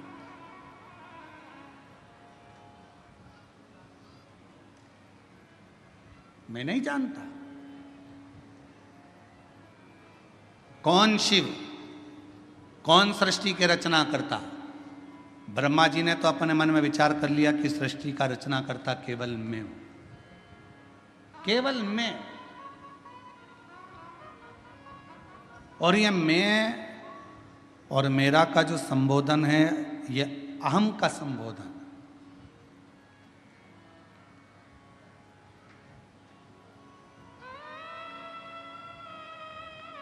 महाराज, हाथ की लकीरें भले आपके हाथ की मुट्ठी में बंद हो, हाथ की लकीरें भले आपके हाथ की मुट्ठी में बंद हो, पर मुट्ठी में ये लकीरें बंद कर सकते हो पर काबू नहीं कर सकते। आपके हाथ की लकीरों में जो लिखा है वो काबू में तो केवल एक देवाधिदेव महादेव ही कर सकता है, उसके सिवा कोई नहीं कर सकता। कोई कौन करेगा? एक पत्र आया, एक पत्र में उसने लिखा, मेरा नाम सुनीता प्रकाश हिवाले है, मैं बेजापुर की रहने वाली हूँ, मेरा मोबाइल नंबर ये है।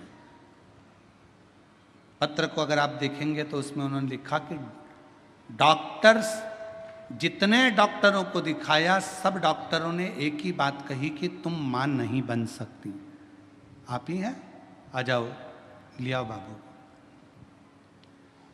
17 साल संतान का सुख नहीं था। कितने साल? जम के बोलो। 17 साल संतान का सुख नहीं था। पत्र में आप लोग पढ़ सकते हैं। मेरी शादी को 17 साल हो चुके थे, संतान का सुख नहीं था। डॉक्टरों से इलाज करवाया पर डॉक्टरों ने बोल दिया था कि तुम कभी मां नहीं बन सकती, तुम मां नहीं बन सकती। हम दोनों पति पत्नी डिप्रेशन में चले गए, और दोनों पति पत्नी डिप्रेशन में चले गए। घर वालों ने बहुत समझाया, जो लिखा है ललाट पर वो होता है, क्यों चिंता करते हो? घर के लोगों ने दिलासा दिलाया, सब ठीक हो जाएगा, चिंता मत करो। तब करें तो करें क्या? 17 साल तक इलाज कराने के बाद भी डॉक्टरों ने कह दिया कि मां नहीं बन सकती। आखिरी में हमारे एक रिश्तेदार ने कहा, 1 लोटा जल सारी समस्या का हल। तुम शिवजी को 1 लोटा जल चढ़ाना प्रारंभ करो, शिवजी का स्मरण करना प्रारंभ करो, सफेद आंकड़े की जड़ का प्रयोग करो, पशुपति नाथ का व्रत करो, और एक बार बन सके तो कुबेरेश्वर धाम जाकर बाबा का कंकर शंकर पूजन करो। मेरे बाबा की ऐसी कृपा हुई, 17 साल के बाद 21 अगस्त 2023 को बाबा की कृपा से हमारे यहाँ 21 अगस्त 2023 श्रावण के पहले सोमवार को ही मेरे बाबा ने पुत्र रत्न की प्राप्ति कराई। मैं बाबा को यहाँ प्रणाम करने के लिए 17 साल के बाद। और एक पत्र में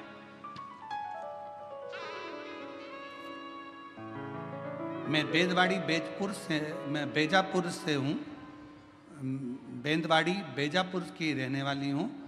मेरा नाम रेखाबाई नंदू कहारे है। 18 साल तक संतान का सुख नहीं था, और 18 साल जब संतान का सुख नहीं आया तो डॉक्टरों को दिखा दिखा थक गए।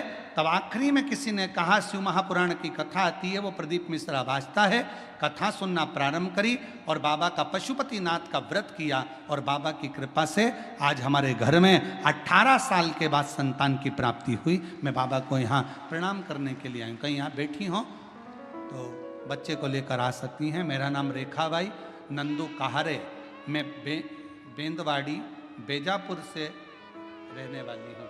मेरा बच्चे का फोटो भी है। शिव तत्व किसको कहता है? एक विश्वास, एक भरोसा, एक दृढ़ता, एक भरोसा, एक दृढ़ता, एक विश्वास आपके भीतर प्रकट करें। और जब विश्वास, दृढ़ता, भरोसा पूर्ण होगा तो शिव मिलेगा।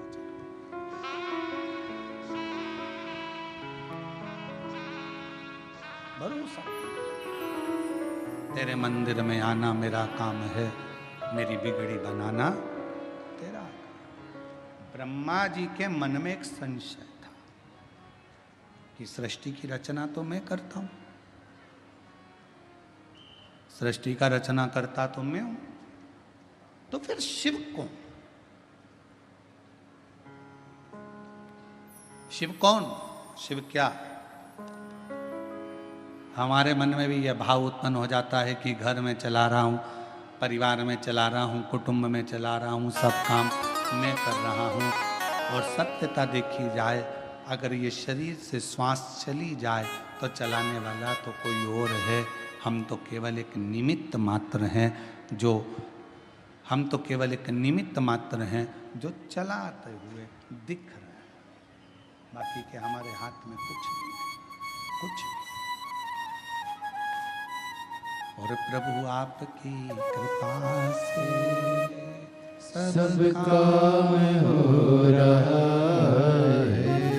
प्रभु आपकी कृपा से सब काम हो रहा है। करते हो भोले बाबा मेरा नाम हो रहा है। करते हो भोले बाबा मेरा नाम हो रहा है। प्रभु आपकी कृपा से सब काम हो रहा है।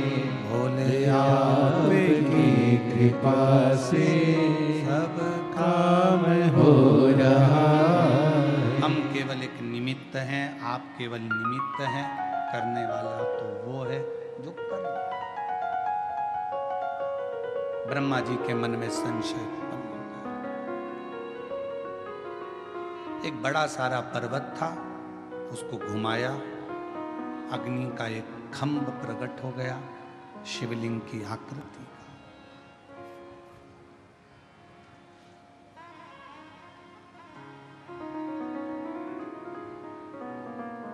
ब्रह्मा जी ने भगवान विष्णु से पूछा कि यह कौन है?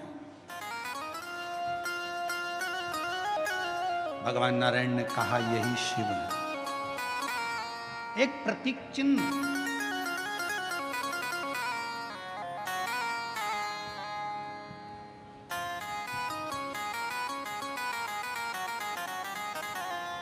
एक शिवलिंग की आकृति देखकर ब्रह्मा जी ने कहा ये शंकर है, ये शिव है।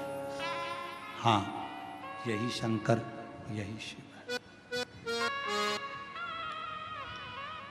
यही शंकर, यही शिव। ब्रह्मा जी बोले क्या इस शिवलिंग ने सृष्टि की रचना करी है? हाँ, इसी शिवलिंग ने सृष्टि की रचना करी है। यही सृष्टि की रचना करने वाला शिवलिंग है। ठीक है, इस शिवलिंग का चरण कहाँ है और शीश कहाँ?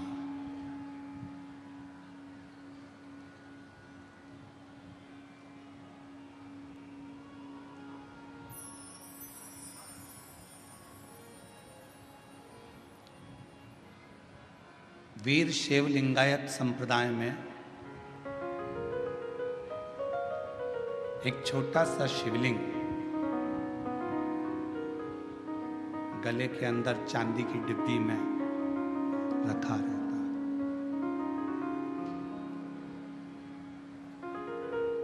किसी वीर शैव लिंगायत संप्रदाय के किसी भी एक शिव भक्त से आप पूछें कि आपके गले में जो ये शिवलिंग रखा हुआ है, आपके गले में जो ये शिवलिंग डला हुआ है, ये क्या देता है आपको, क्या प्रदान करता?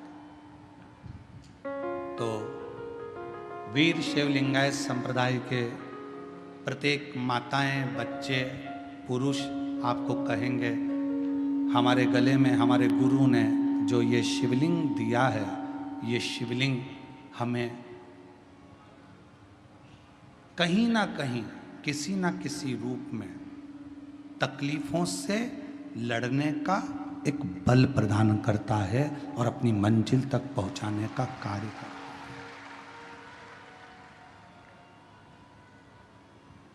अब जिसने जाना शिवलिंग की महत्वता को वो जान गया। स्वयं ब्रह्मा जी शिवलिंग की महत्वता को नहीं जान पाए, सामने खड़े होकर कहते हैं इसका चरण कहाँ है, इसका शीश कहाँ है, जरा बताओ, इस शिवलिंग का चरण कहाँ और शीश कहाँ? आप में भी कई वीर शैव लिंगायत संप्रदाय के मुझे उम्मीद है कि शिव भक्त यहाँ बैठे होंगे। हमारा विश्वास कहता है क्योंकि शिव की कथा चल रही है तो ऐसा भाव है कि यहाँ बैठे हो। कितने लोग बैठे हैं वीर शैव लिंगायत संप्रदाय के? हाथ उठाओ जरा। बहुत सारे लोग बैठे होंगे। तो ये मेरा जो प्रणाम आपको। शिव तत्व जहां पर है बेटे, शिव तत्व ब्रह्मा जी नहीं जान पा रहे कि भगवान शंकर के शिवलिंग में है क्या, शिवलिंग में है क्या, आखिर ब्रह्मदेव को नहीं मालूम पड़ पाया। तब आखिरी में स्वयं भगवान नारायण से ब्रह्मदेव ने कहा इस शिवलिंग का चरण कहाँ है, डीले कम करो, इस शिवलिंग का चरण कहाँ है, इस शिवलिंग का शीश कहाँ है, वो तो मालूम पड़े कम से कम कहाँ है। भगवान नारायण ने कहा शिवलिंग के चरण को और शीश को देखने की जिद ब्रह्मा जी मत करिए। शंकर भगवान के शिवलिंग में, भगवान शंकर के शिवलिंग में आप जहां बैठकर उसको भजते हो वहीं पर चरण का दर्शन हो जाता है और जहां बैठकर पुकारते हो वहीं शीश का दर्शन हो जाता है। अब इसमें ये नहीं जपा जाता कि भगवान शंकर को रिझाने के लिए हमको इधर मुंह करना पड़ेगा, हमको उधर मुंह करना पड़ेगा, हमको इधर चेहरा करना पड़ेगा, हमको उधर चेहरा करना पड़ेगा। शंकर भगवान की भक्ति करने वाला, शिव की आराधना करने वाला जहां जैसे जब चाहे शिव जी को कहीं पर भी बैठकर बस पुकार ले, शंकर भगवान उसका दुख हरने के लिए उस जगह पर आकर खड़े हो जाए।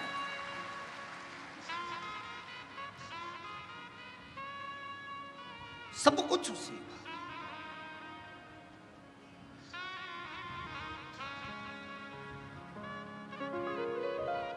सोमवार तेरा है, मंगलवार तेरा है, लो संभालो भोले जी परिवार तेरा है।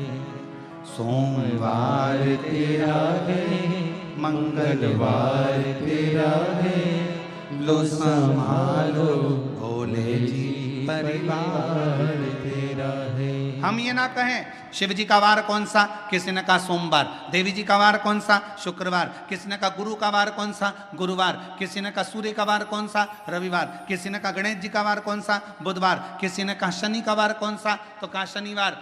हमने केवल देवताओं को वारों में बांट दिया, पर शिव महापुराण की कथा कहती है शंकर भगवान का केवल एक वार नहीं है, शंकर भगवान तो नित्य प्रति तुम जिस दिन पुकारना चाहो, जिस वार को पुकारना चाहो, चाहे वार में पुकारो चाहे परिवार में पुकारो, शंकर भगवान हर वार को तुम्हारे सम्मुख में आकर खड़ा हो सकता है। शिव का भक्त के लिए कोई बाहर की मूलता नहीं है। अरे कितना सुंदर कहा, शंकर भगवान ये नहीं देखते कि मुझे सोमवार के दिन ही मंदिर से बाहर निकलना है। शिव जी तो शिव जी हैं, शंकर तो शंकर हैं, करुणा सागर तो करुणा सागर, मेरा ओघड़ दानी तो नित्य प्रति अपने शिवालय से, नित्य प्रति अपने मंदिर से, नित्य प्रति अपने शिवालय से मेरा ओघड़ दानी बाहर निकलता, नित्य प्रति।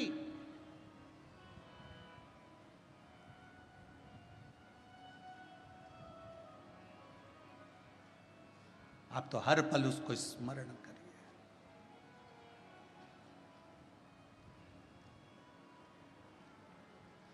उसके बिना कुछ ठीक नहीं महाराज, कुछ नहीं। एक पत्र है, अच्छा है।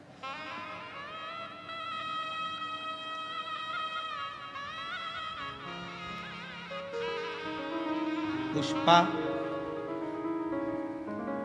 नाना साहेब पवार, पता तहसील बेजापुर, जिला संभाजी नगर, मुकाम पोस्ट चांदे गांव की रहने वाली। कहीं बैठी हो तो बेलपत्र लेने के लिए आ सकते। एक लोटे जल का मैं क्या वर्णन करूं गुरुदेव। मेरा बेटा 2 साल से नीट की परीक्षा की तैयारी कर रहा था, पर निकल नहीं रहा था। फिर मैं सीहोर गई, कंकर शंकर पूजा की, रुद्राक्ष लाई। बेटे से मैंने कहा कि तू मेहनत को 4 गुना बढ़ा। वो सीहोर वाला महाराज कहता है अगर तुम पढ़ाई कर रहे हो तो अपनी पढ़ाई को 4 गुना बढ़ाओ, कोई कर्म कर रहे हो तो कर्म को 4 गुना बढ़ाओ, रात दिन एक करो। वो सीहोर वाला महाराज कहता है कि अपने रात दिन एक करो, रात दिन एक कर कर अच्छी पढ़ाई कर, और पढ़ाई के साथ में आखिरी में शंकर भगवान पर बेलपत्र चढ़ाकर फिर तू एग्जाम के लिए जा। और मेरे बेटे ने वही किया गुरुदेव। 2 साल से जो पढ़ाई कर रहा था उस पढ़ाई को उसने 4 गुना बढ़ा लिया। आपके कहने पर भगवान शिव की कथा में मन भी लगाया और पढ़ाई को भी 4 गुना बढ़ाया। आज बाबा की कृपा से मेरे बेटे ने नीट का एग्जाम क्लियर कर लिया। अब वो बाबा की कृपा से डॉक्टरी की पढ़ाई कर रहा है। मैं शिव को प्रणाम करता हूं। एक पत्र और अच्छा देखिए।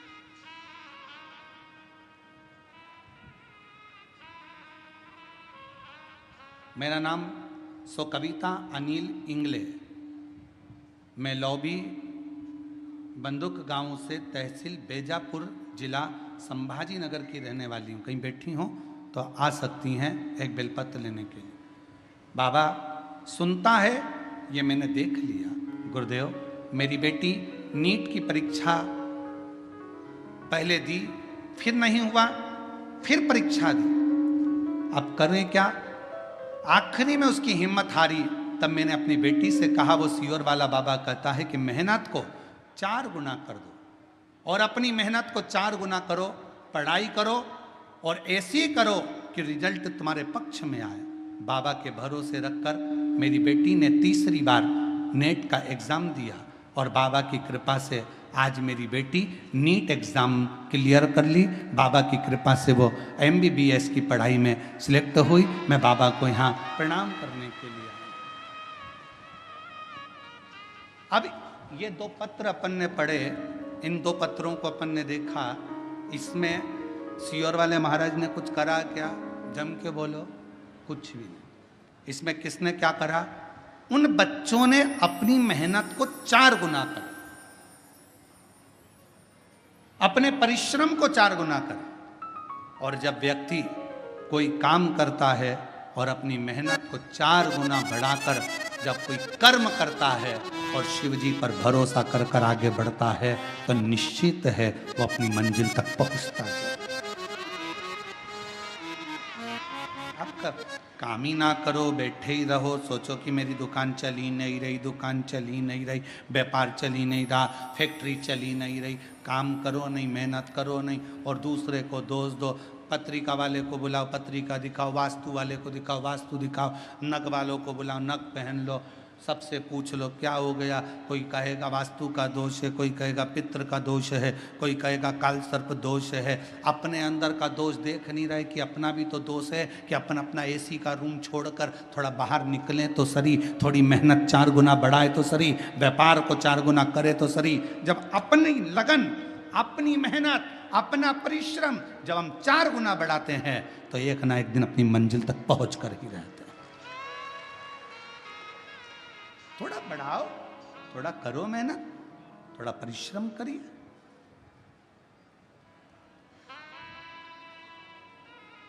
ब्रह्मा जी के संशय को भगवान विष्णु ने मिटाने के लिए कह दिया, हाँ है, मैं सिर देखने जा रहा हूं। ब्रह्मा जी बोले मैं चरण देखने जा रहा हूं। भगवान नारायण बोले चरण मालूम था मिलना नहीं है, वापिस आ गए। शीश देखने ब्रह्मा जी गए, गौ माता को लिया है, केतकी के पुष्प को लिया, दोनों को लेकर आ गए, दोनों को सामने खड़ा कर दिया भगवान नारायण की साक्षी में, भगवान विष्णु की साक्षी में। ब्रह्मा जी ने पूछा भगवान विष्णु से, क्या आपको शिव जी का चरण मिला? भगवान नारायण ने मना कर दिया, चरण नहीं मिला। शंकर भगवान ने कह दिया, आपने मेरे सामने सत्य बोला, आज से आप सत्य नारायण के रूप में पूजोगे। बोल सत्य नारायण भगवान की जय। सत्य के रूप में आज से आप पूजे जाओगे और जगत में सत्य पूजाता है।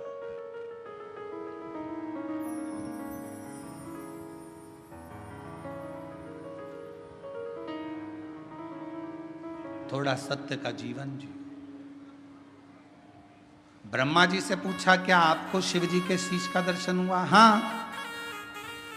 ना मानो तो पूछ लो केतकी के फूल को। केतकी के पुष्प ने झूठ बोल दिया, शिवलिंग में से आकाशवाणी हो गई, ये केतकी का फूल झूठ बोलता है। श्राप देता हूं भगवान शिव बोले, ये केतकी का पुष्प शंकर पर कभी नहीं चढ़ेगा। गौ माता ने झूठ बोला। शिव जी ने कहा, सारा शरीर पवित्र रहेगा पर मुख अपूज्य रहे। भारत की भूमि पर सारे मंदिरों की परिक्रमा आगे से होती है।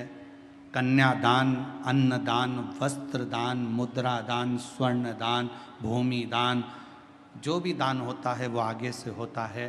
भारत की भूमि पर केवल एक दान गौ माता का जो होता है वो आगे से नहीं, गाय की पूंछ पकड़कर पीछे से किया जाता है, क्योंकि गौ माता ने झूठ बोल दिया।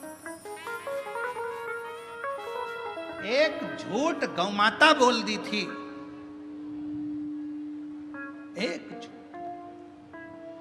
और किस लिए? केवल एक रोटी के चक्कर में, कि घर में पहली रोटी बनेगी तो गाय तेरे को मिलेगी। तुझे झूठ बोलना है शंकर भगवान के सामने चलकर। और शिव जी के सामने जाकर गौ माता ने झूठ बोल दिया कि ब्रह्मा जी को शंकर भगवान का शीश दिख दर्शन हो गए। बस वो झूठ गौ माता के लिए शिव जी ने कह दिया, गौ माता तू जगत की मां होकर तूने झूठ बोला।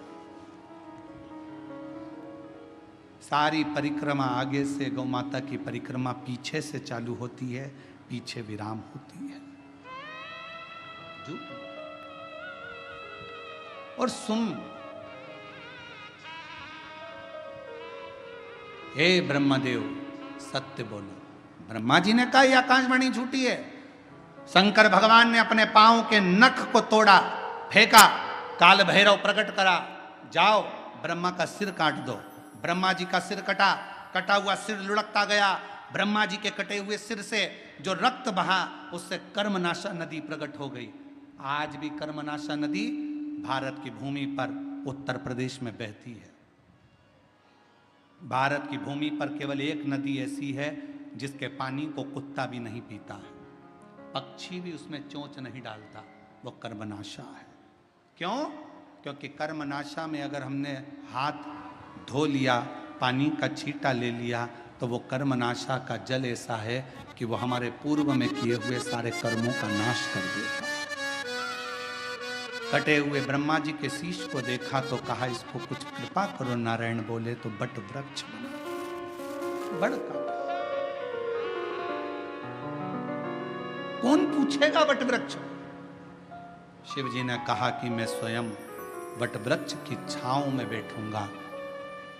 इस वृक्ष की छांव में मैं बैठूंगा तो मेरा नाम वटकेश्वर महादेव। शिव जी का एक नाम वटकेश्वर महादेव हो गया। भगवान ओघड़दानी बड़ के पेड़ की छांव में बैठे जनमानस का कल्याण करने के लिए शिव तत्व भगवान शंकर ओघड़दानी